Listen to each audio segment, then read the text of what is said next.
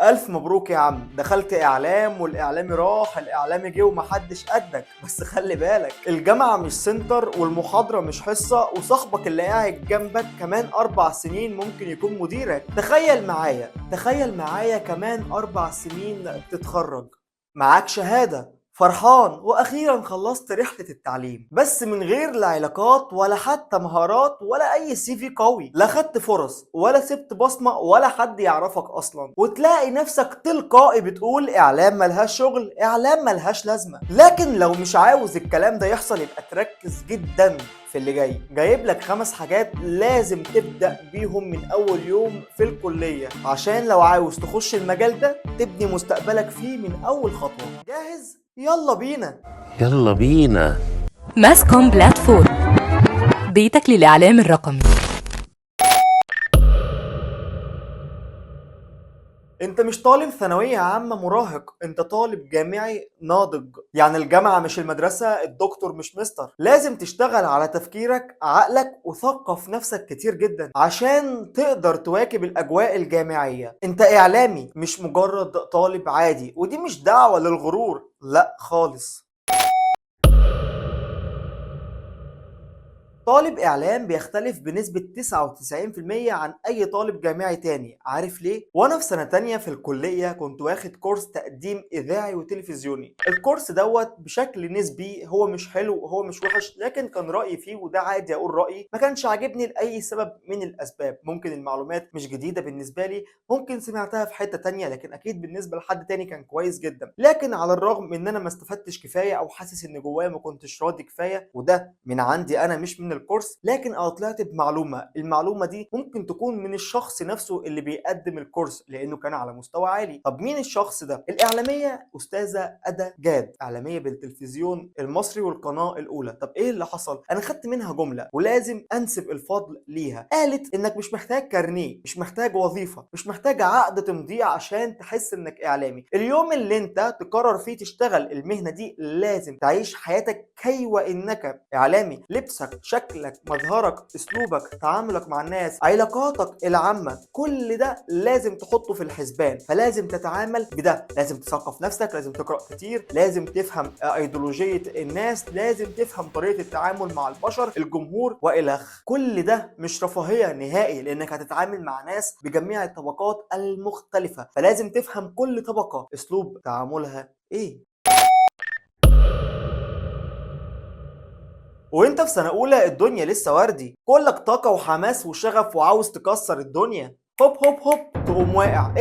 اوعى تفقد الشغف ده، لانك هتكتشف فيما بعد ان المجال ده عاوز حد نفسه طويل، والبقاء للأقوى. هتدرك قيمة الكلام ده قدام وهتيجي تشكرني. اللي بره الملعب غير اللي بيلعب. حضرتك نظرتك للإعلام دلوقتي سطحية، سنة ورا سنة هتبدأ تتعمق أكتر ونظرتك هتتغير 180 درجة. سنة تانية حماسك هيقل، سنة تالتة يجيلك إحباط، سنة رابعة عاوز تاخد الشهادة وخرجوني بالله عليكم كفاية تعليم لحد كده. فقدت الشغف، يئست، وزيك زي كتير بيتخرجوا تقعد تقول بقى إعلام ملهاش لازمة، إعلام ملهاش شغل، ويبقى أنت السبب في السمعة اللي طالعة علينا ديت. كابوس كابوس بجد، رعب. طب والحل؟ حل عندي. رايح فين؟ تعالى لايك وسبسكرايب وروق عليا عشان هحل لك كل الأزمات، وخليك دايما مع ماسكوم عندها الحل باذن الله. عيب برضو مش هسيبك.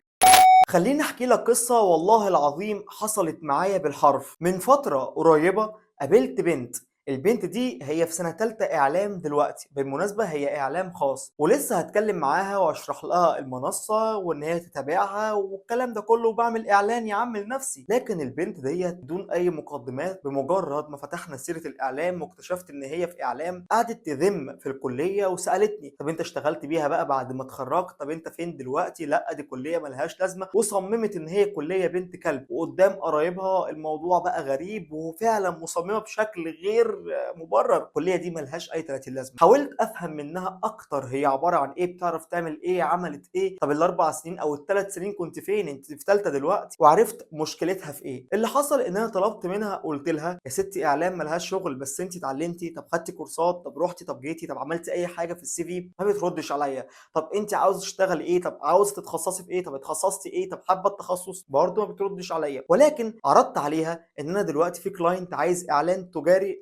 للمنتج بتاعه، وهو عنده مصنع، فانا مش فاضي، وفعلا انا ما كنتش فاضي الوقت ده. فقلت لها انا ما عنديش مشكله اديك الكلاينت ده تشتغلي وهي فرصه شغل ليكي، ولكن هل انت بتعرفي تعملي مونتاج، اعداد، تكتبي اعلانات، اي حاجه ليها علاقه بالانتاج الاذاعي والتلفزيوني؟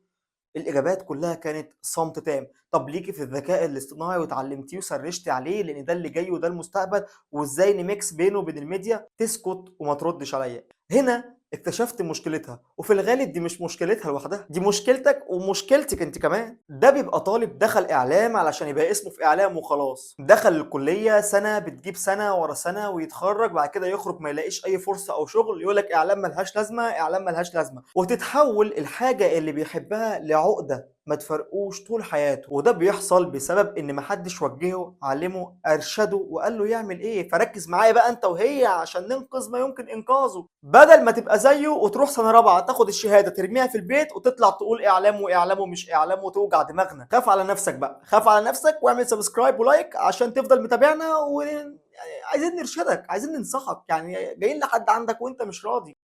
هقول لك على حاجتين تعملهم وخلي بالك منهم. انا مش جاي انظر عليك واقول لك اني جامد، بس انا جاي لك من المستقبل، وكل اللي انت فيه ده كطالب انا مريت بيه، وبقالي سنه متخرج وداخل في السنه الثانيه واشتغلت في سوق العمل ونجحت كطالب. يعني خد مني التجربه ومش هتندم، يعني انا مش بديك تجربه وانا فاشل، يعني خش شوف انا مين وحققت ايه وعملت ايه كطالب. رقم واحد، الحضور مهم في الكليه وبتركيز. مواد كتير في الكليه لما ذاكرتها بهدف ان اتعلم منها مش امتحن فيها، انا اتعلمت منها كتير وطبقته في العملي احسن من 100 كورس ممكن تاخده. رقم اتنين، الاساينمنتس او التكليفات، يعني الواجب بتاع المدرسه، العملي بتاع الكليه، كابوس الطلاب اللي اول ما تسمع يلا اعملوا جروب وجمعوا بعض تلعن اليوم والليله، وبص يا خراب الدنيا كلها انت مش شايف قدامك، خلافات وصراعات والجروب ده تعبان والناس دي اللي بوظت الشغل وترابيزات بلياردو وبنج.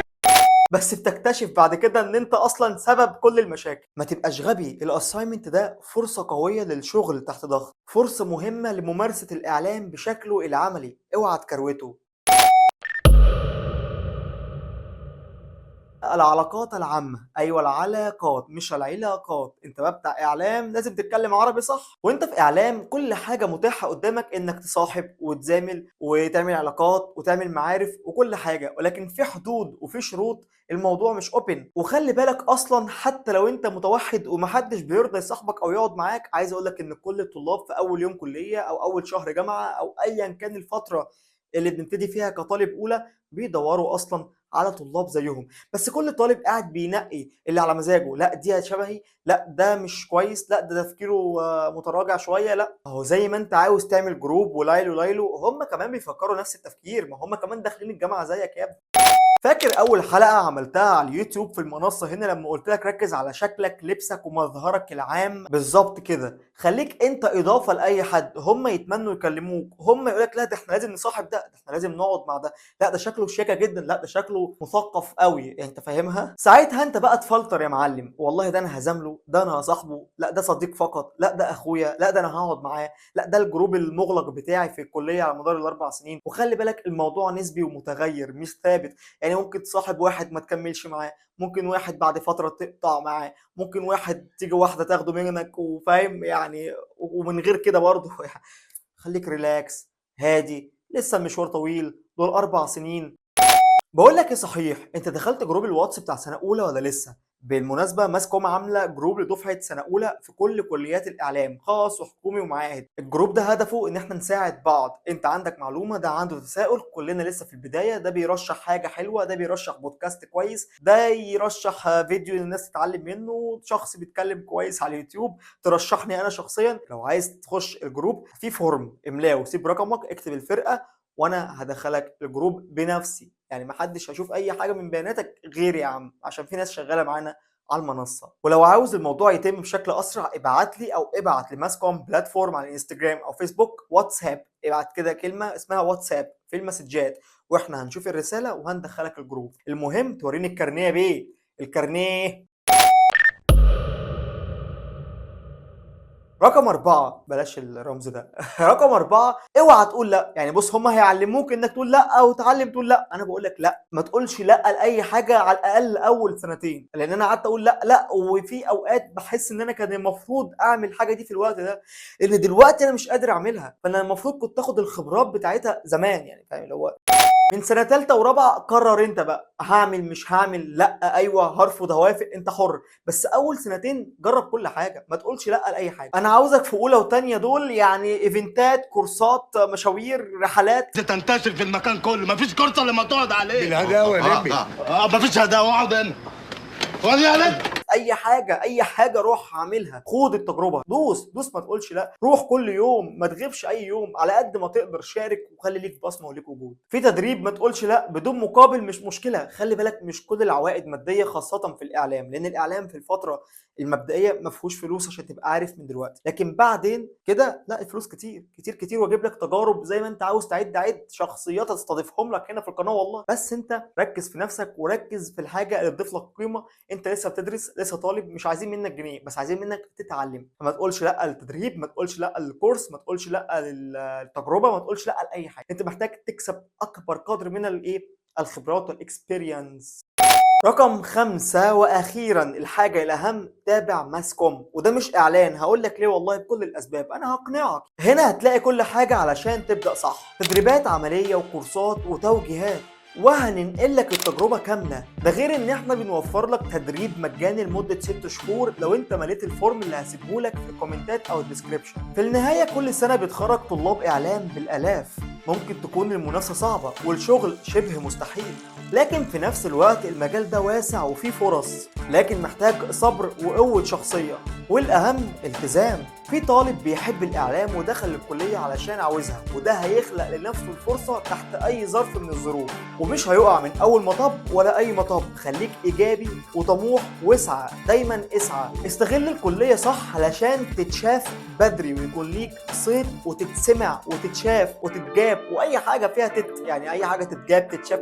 اهم حاجه من البدايه البدايه مهمه، الانطلاقه مهمه. وخلي بالك لا الكليه ولا الدكاتره ولا الجامعه ولا حتى انا، لكن انت اللي تقدر تقف على رجلك، تقف على رجلك بنفسك وتتعلم وتحسم مصيرك من day one. وخليك فاكر ان الاعلام مش مجرد مهنه، والميكروفون مش مجرد آلة، ده سلاح للي عنده رساله. ماسكوم بلاتفورم، بيتك للإعلام الرقمي.